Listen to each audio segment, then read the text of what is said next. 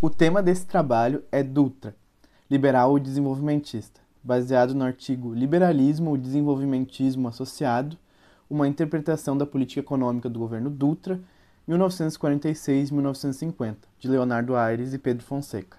O grupo é composto por Pedro Mettinger, Manuela Rosa e Vanessa Bock. Eurico Gaspar Dutra nasceu em Cuiabá em 18 de maio de 1883. Devido ao seu físico franzino, foi recusado quando se alistou pela primeira vez.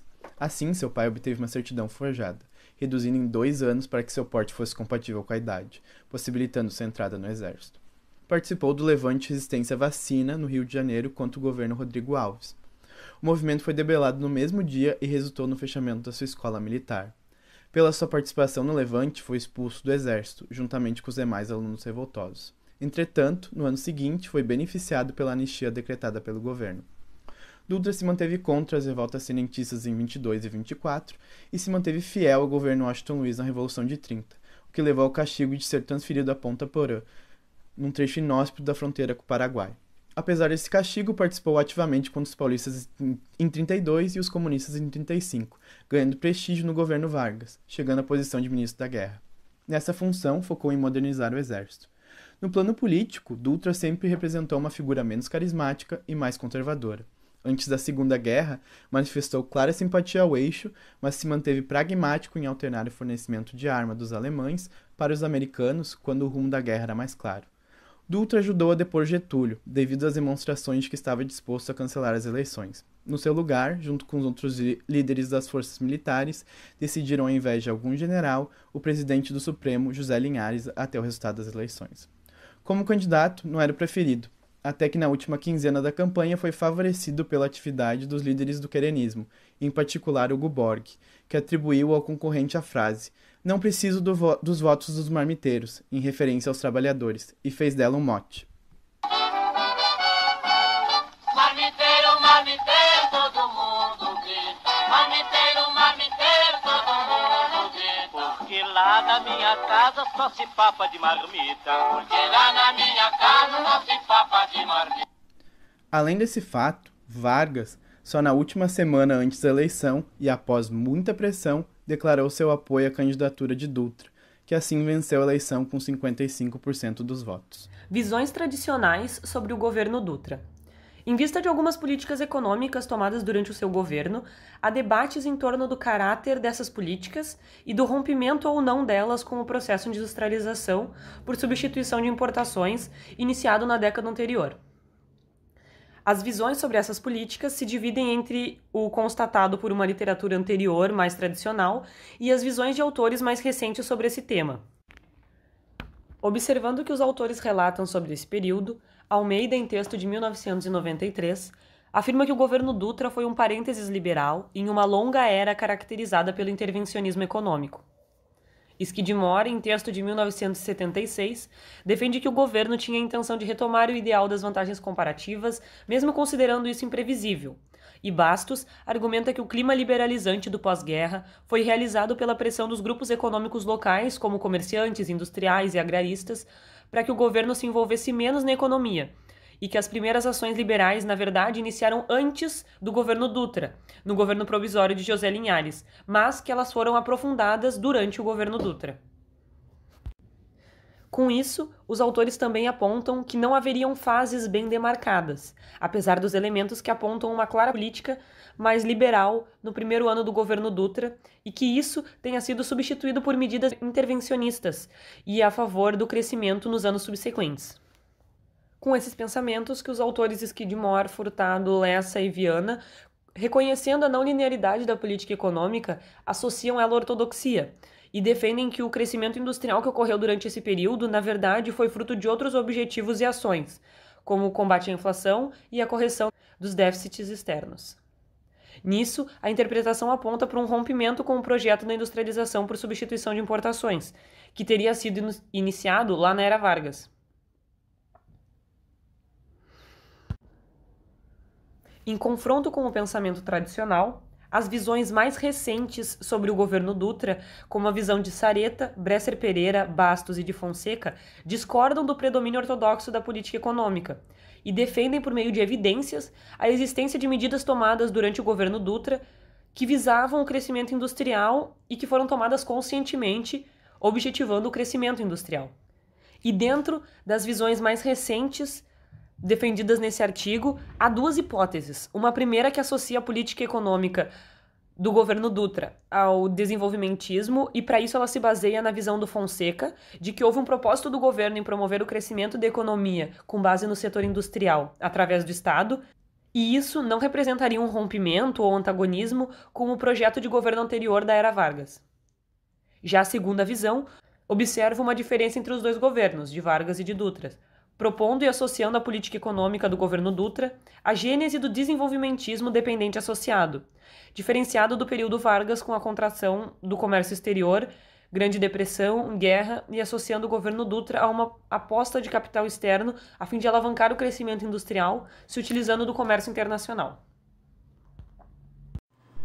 De modo geral, pode-se dizer que o governo Dutra tem como principais características a associação ao conservadorismo, tendo declarado ilegal o PCB e os jogos de azar, o saldo da balança de pagamentos positiva, advindo do governo anterior, a liberalização das importações decorrentes da melhoria da relação de intercâmbio, a queima de divisas, sendo essas usadas para comprar bens externos, a industrialização não intencionada, que tinha como objetivo corrigir a inflação, desencadeando na industrialização do país, a substituição de importações por meio do PSI, para estimular a economia interna. O Estado tinha papel indutor para o crescimento, pois apenas com capital privado não era possível desenvolver o país, sendo assim era preciso ser usado capital externo para alavancar a industrialização. A tabela 1 mostra os principais indicadores macroeconômicos no período do governo Dutra, como o PIB, Produto Industrial, Crédito Real à Indústria, entre outros. Pode-se notar que durante o período analisado, houve um decrescimento no produto interno, chegando a 4,9% no último ano. Já o produto industrial teve um crescimento no terceiro ano do governo, voltando a cair até 1951. Além disso, houve um aumento de crédito voltado para a indústria entre os anos de 47 e 49, o que indica que os anos em que era concedido mais crédito à indústria, o produto industrial crescia por consequência. Algumas das evidências que a equipe de Dutra estava a favor da industrialização seriam as cartas dos industriais para o governo. A primeira delas, a de Teresópolis, demonstra que eles esperavam a ajuda do poder público. Nessa carta é exposta a necessidade do crescimento da renda nacional como condição para proporcionar a melhor distribuição da riqueza. Para isso, era necessário amplo apoio estatal, mas não intervenções pontuais em favor de um setor ou outro. Se defendia a atuação do Estado como planejador e coordenador dos investimentos necessários, tais como rodovias, aeroportos e transporte fluvial, além de assegurar a diversificação da produção, elemento indispensável à estabilidade e progresso. Assim, os industriais deixavam explícito que requisitavam a participação do governo no fomento da economia, não concordando com a campanha liberal. Nessa carta também, eles ressaltavam a indústria de base como considerada essencial para o desenvolvimento industrial brasileiro, como a metalurgia de primeira fusão e a atividade de transformação dela, pois era vista como fundamentais para o atendimento de necessidades nacionais de alimentação, vestuário, habitação e higiene. Desse documento, é possível traçar um paralelo com as políticas praticadas pelo governo Dutra nos anos seguintes. No documento, havia sugestão de controle das importações para promover a continuidade do PSI, o processo de substituição de importações, através de licenças para compras externas, utilizando as reservas em moedas estrangeiras, focando nas necessidades do reequipamento da indústria e dos transportes. Já a Conferência de Araxá é um fortalecimento das ideias lançadas em Teresópolis. É dito que é necessário investimentos para o reequipamento das indústrias e ampliação do parque industrial, através das políticas de importação de maquinário e bens de capital. Para isso, as classes produtoras defendiam a adoção de políticas cambiais que favorecessem essa importação. Há duas formas de realizar o financiamento do reequipamento das indústrias, sendo uma delas facilitar o crédito, por meio do governo, ou por meio dos empréstimos internacionais. Nessa conferência é debatida a criação de centro de pesquisas, além da recomendação de tratamento especial às indústrias consideradas indispensáveis à aceleração econômica, como de máquinas, químicos, aço, ferro e combustíveis. É possível observar na tabela 3 a participação dos empréstimos concedidos pelo Banco do Brasil, nos setores da agricultura e indústria. No período de 46 a 52, é possível notar que o montante de empréstimos para a agricultura caiu em relação à industrial. A participação da indústria de transformação foi de 17,4% para 33,33% no final do período. Já a participação na agricultura foi de 52,9% para 32,7%, o que mostra que a indústria teve preferência na distribuição de empréstimos pelo Banco do Brasil. Então, sobre o período entre 1946 e 1947, é possível observar tentativas de dirigismo e planejamento para a economia brasileira, junto com a preocupação do governo em fortalecer a infraestrutura e criar condições para a importação de bens de capital para a renovação da indústria por meio de controles cambiais e licenciamento de importações. Inclusive, como foi exposto na tabela anterior, é possível observar que nesse período a indústria de transformação representava 17,4% do total da carteira do Banco do Brasil. Nesse período ainda, o governo não apenas manteve a taxa fixa de câmbio no patamar de 18,50 cruzeiros por dólar, mas estabeleceu que as importações a partir de então dependeriam de licenciamentos a serem coordenados pela carteira de exportação e importação. O critério dos licenciamentos dependeria da essencialidade dos bens, a qual era classificada em 5 faixas, explicitamente por critérios políticos deliberados em favor da industrialização substitutiva, porque isso colocava nas primeiras faixas os bens de capital e intermediários necessários para a indústria, enquanto os bens de consumo mais supérfluos ou já atendidos pela indústria nacional eram colocados em faixas restantes. A ordem de essencialidade colocava como artigos essenciais combustíveis, lubrificantes, alimentos de primeira necessidade, matérias-primas, máquinas e equipamentos para a indústria nacional, cimentos e aparelhos científicos. Na tabela 5 é possível observar os dados de fiscalização bancária de capitais estrangeiros durante o governo Dutra. E esses dados apontam no sentido da associação do capital estrangeiro à promoção da indústria nacional e fomento ao desenvolvimento econômico. Esses capitais estrangeiros submetidos ao Decreto da Lei 9.025 foram contabilizados em termos de moeda estrangeira e reinvestidos, conforme a tabela. Ao serem selecionados esses países, Estados Unidos, França e Inglaterra, se constata um expressivo aumento quanto ao total de cruzeiros, alcançando, em 1951, 28,9 milhões, contra os 15,4 milhões que existiam em 1949. Sendo boa parte desse montante proveniente de reinvestimentos. Também é interessante observar o aumento da quantidade de moeda estrangeira comparando os anos de 1948 com 1951 no valor dos Estados Unidos. O ano de 1948 traz alguns acontecimentos importantes para o governo Dutra, como o interesse no desenvolvimento energético do Nordeste, sendo a escassez de energia um dos principais fatores para a baixa produtividade e os reduzidos índices de desenvolvimento sociais da região. Devido à necessidade de crescimento da industrialização, o Plano SALT, que envolve saúde, alimentação, transporte e comunicação, tinha como objetivo a diminuição de desigualdades econômicas. Para descentralizar as indústrias, havia um planejamento para expandir a ligação rodoviária do país. O governo também planejava continuar os projetos do governo anterior. Já em 1949, há um foco evidente no aprimoramento do transporte marítimo de carga. Para isso, foram realizados investimentos nos portos, assim como a ampliação do cais, a renovação de equipamento e facilitação do acesso para navios de grande porte, somado ao aumento da frota marítima brasileira, sendo essa uma estratégia para aumentar a extração dos derivados de petróleo. Autores como Florestan Fernandes, Otávio Lani e Fernando Henrique Cardoso apontam para a existência de 2 projetos diferentes do desenvolvimentismo, o Nacional Desenvolvimentismo e o Dependente Associado.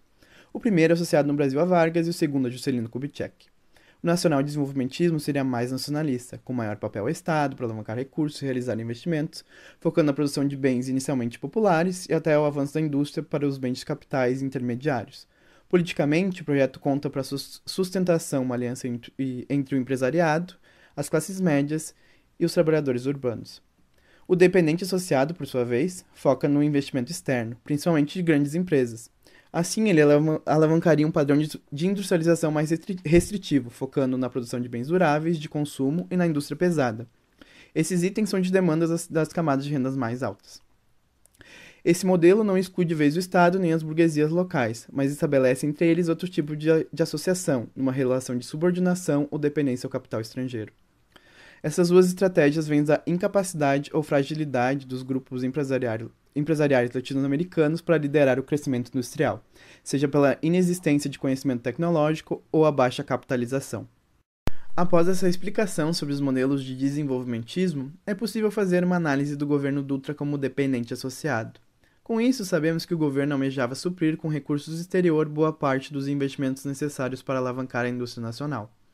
Muitos autores ressaltam que o governo foi iludido pelas reais pretensões de investimento norte-americano no país, e que tem obtido nada mais que um relatório com sugestões de políticas produzido pela Missão ABINC.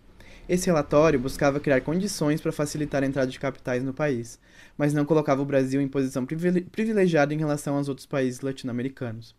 O relatório da Missão ABINC considerava importantíssimo que o Brasil resolvesse o problema da inflação, pois tinha relação direta com a atração de investimentos exterior, já que havia uma enorme disparidade entre o poder de compra interno e externo, desestimulando o ingresso de recursos. As principais recomendações eram a eliminação dos atrasados comerciais com outros países, o controle das importações e do câmbio, convênios para evitar bitributações e mudanças na legislação e regulamentação sobre remessas de lucro e transferência de capitais. A eliminação dos atrasados era uma das principais prioridades do governo, pois assim seria possível melhorar a imagem do Brasil no exterior, e esse era um fator muito relevante para atrair esses investimentos. A busca de soluções para as contas externas através da conta capital iniciaram com uma política de câmbio liberal, que não bloqueavam as saídas de capital, ao mesmo tempo que almejavam promover ingressos mais consistentes de recursos. Na conjuntura internacional, esperava-se uma alta dos preços do café, após a eliminação do preço teto criado pelo governo dos Estados Unidos em meados de 46. Cerca de 40% das exportações eram destinadas a países de moedas inconversíveis ou bloqueadas, e o café representava cerca de 70% das exportações para as áreas de moedas conversíveis. Assim, o combate à inflação foi intensificado, na esperança que os investimentos que o governo não pudesse realizar seriam feitos pelo capital externo, favorecidos devido à política liberal de câmbio. Essa ação teria, ao mesmo tempo, o impacto de corrigir o desequilíbrio na balança de pagamentos. O relatório da Missão ABINC considerava que a participação do Estado era fundamental para promover o desenvolvimento nacional, dando ênfase a sérias deficiências nas áreas de transporte e energia, e reconhecia que essas áreas de estrangulamento iam requerer vigorosa ação estatal.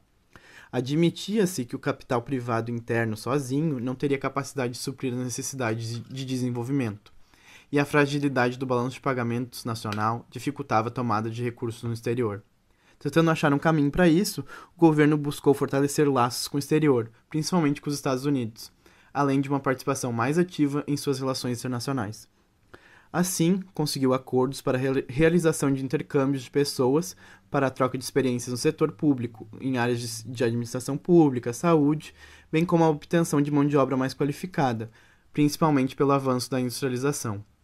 Há evidências no sentido de mostrar que, mesmo em menor magnitude do que o governo previa ou gostaria que ocorresse, o capital estrangeiro, principalmente o norte-americano, foi importante fonte de financiamento para o desenvolvimento industrial durante o governo Dutra, como podemos ver na tabela a seguir. É possível ver na tabela que a estimativa de estoque capital norte-americano no Brasil cresceu de forma intensa, em média 21% entre os anos de 46 a 52.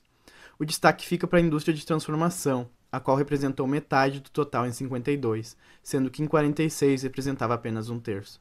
Cabe ressaltar ainda a indústria petrolífera, que triplicou seu estoque de capital no mesmo período. Os autores concluem que é um equívoco associar a política econômica do governo Dutra a liberalismo ou ortodoxia, apesar de medidas desse caráter terem sido adotadas em momentos do governo.